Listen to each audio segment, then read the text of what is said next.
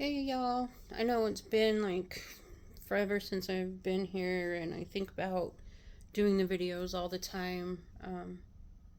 I just don't have the ability to, I guess.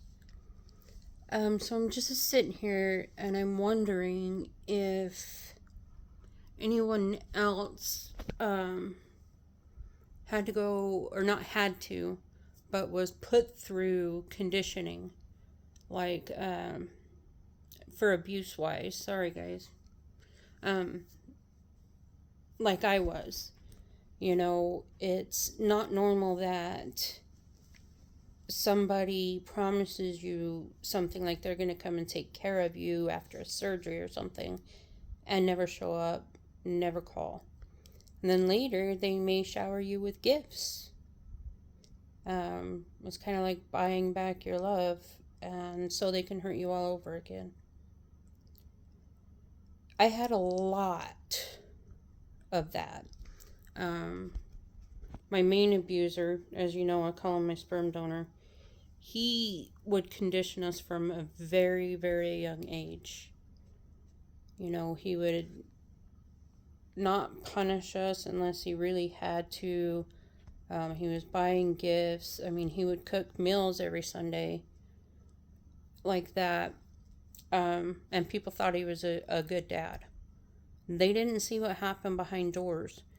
He was never around, and we didn't have a bedtime. We didn't have to check in, with whatever we're doing. And I know that sounds great, freedom wise and everything, but no, it was very, very lonely.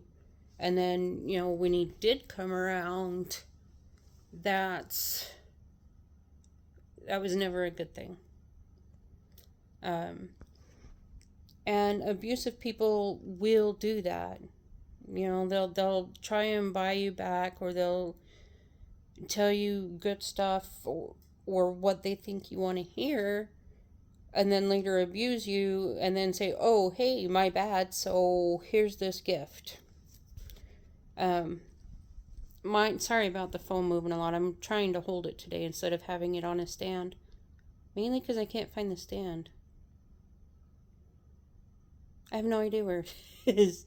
Um, anyway, he had this obsession with Barbie dolls, for girls all the time. I hated Barbie dolls. They're just awful, and I hate dolls, period. They're freaky. But maybe because he let me watch rated R movies from when I was a kid on up. And that's really not good for kids. A lot of nightmares, a lot of, I'm sure, other issues that it caused. But that's kind of what I'm saying. Like on Sunday, we would have family circle and bend, get down on the floor, hold hands, and pray to God, which I thought that part was really cool. Uh, but he was never really into God, was he? It was all for show. And so people don't really see what happens in the background. It might be because they're having stuff happen to them too. Um, and the thing is a lot of people will judge and they'll say, well, don't you want to fight for your life? Aren't these people important to you? The ones that you do care about and that you do love. Why would you try to commit suicide? Why would you just move away and stop talking to them? Um, and it's not because you don't love those people, but because you don't love yourself. And you don't love yourself because you were always just a tool, I want to say, for them. Either to get chores done, or if they needed something from you, borrow money. Um, but, they say you should fight for your life. But if you've never really had a life because you lived in fear, what is there to fight for? Those loved ones that had no idea it was going on or happening, they don't know what it felt like. They don't know the fear.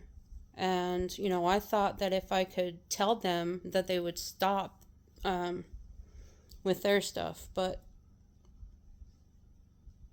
when your other parent is abusive as well, it's hard to swallow and hard to say that you're living life. You gave it all to your nieces and nephews, and you gave it all to your family to help out and, make yourself matter, because your whole life you didn't matter before. Trust me, that is the wrong thing to do. Never give all of yourself away, because you may not get it back. And people that are abused or have mental disabilities have already been through enough, have already used a lot of strength. And there's just not a whole lot of strength left. I've said it before, abuse can come in all kinds of different forms, from emotional, physical, sexual. And these predators, they like to look at that. They like to find people like that. Sorry, my hair's really bad. I haven't washed it. And how do we stop them? How do we stop all these assholes from doing this? Why is our judicial system so fucked up that they'll let someone out after a year after going through federal court and finding out how many times you were raped that you can remember? And, and I'm sorry, I'm really passionate about it because it happened to me. We lived on a military base, so it became federal. And of course there were lies. A lot of time they like to try and say, oh, I was doing it for medical purposes. I wanted to see if they were okay. Or, they told me that they were having pain, so I just wanted to look. Like, mine actually testified in court, dumbass. But somehow he still got away with it. He still got away with only a year. Then he got back out and reoffended over and over again. And then he got 8 years. And guess what? He got released again.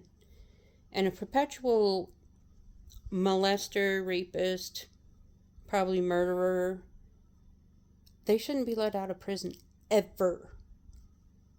Ever, ever.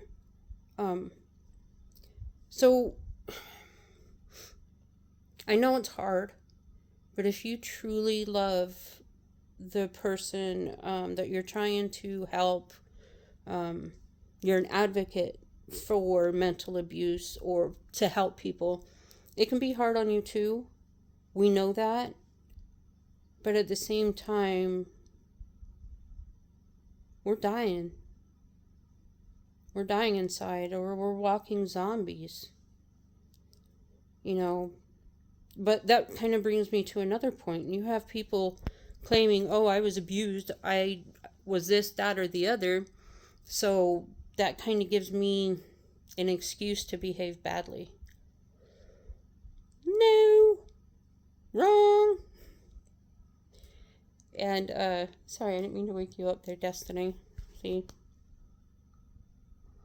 Crap, what was I saying? But for those of you that are trying to help people, we really just need people to listen. Not even necessarily give us advice. And not caring or telling someone if they tell you that they're going to commit suicide and just saying, well, do it. Or like my mother, don't say anything at all. It's going to happen.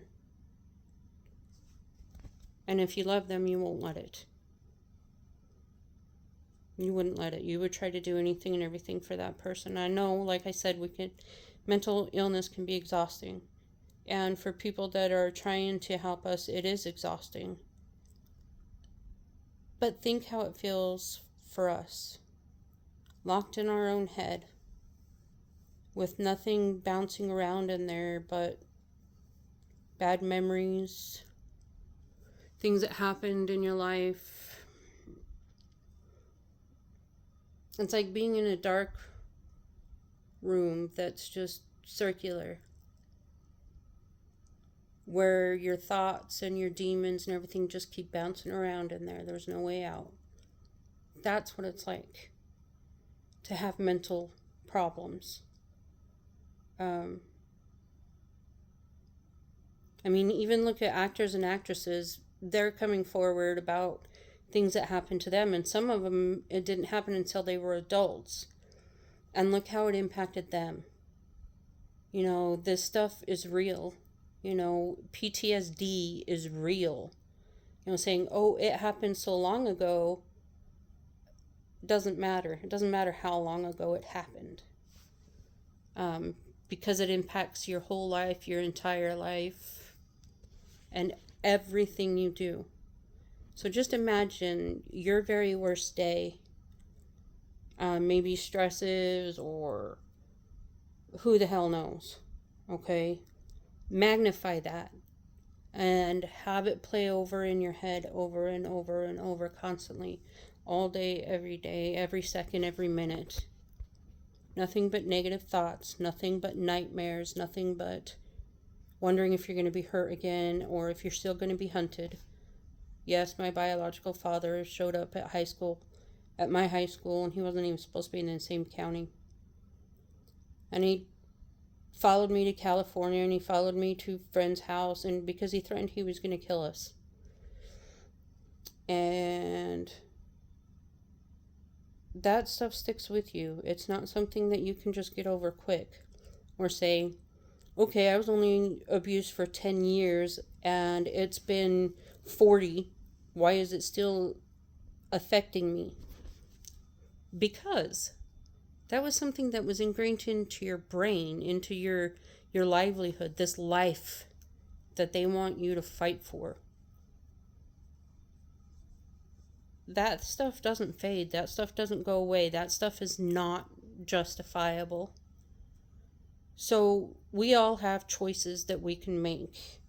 And unfortunately, most of my family chose the wrong way, in my opinion, in my judgment. And, you know, I've never been one to cause a fight, get physical.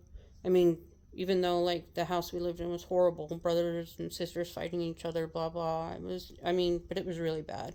We're talking with knives, shovels, and, shit like that.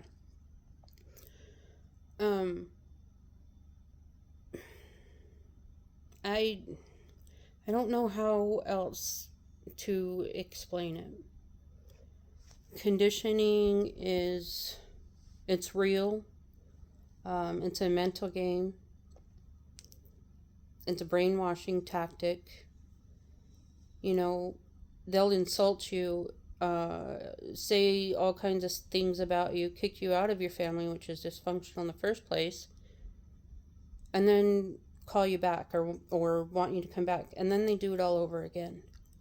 Don't let them. I did.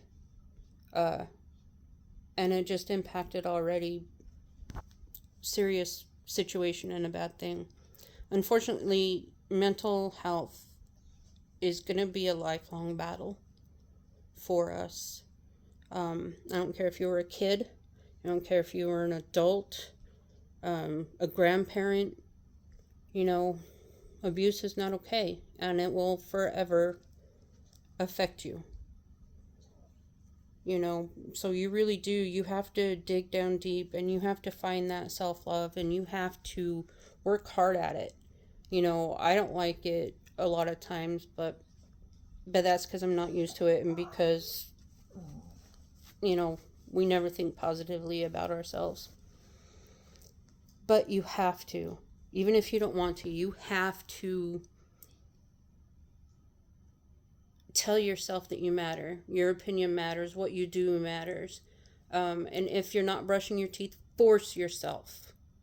If you're not taking a shower, force yourself. You know, I don't a lot of times, and I'm not saying you're going to be able to do it every time, but just do it when you can. Really get out there, get your life back, or what you can of it. I go through therapy, always have. I'm the only one in my family that does, because I feel like I'm the only one that can see. Um, and I'm fine with that. Sometimes telling strangers is so much easier, and it really does. That's our big dog.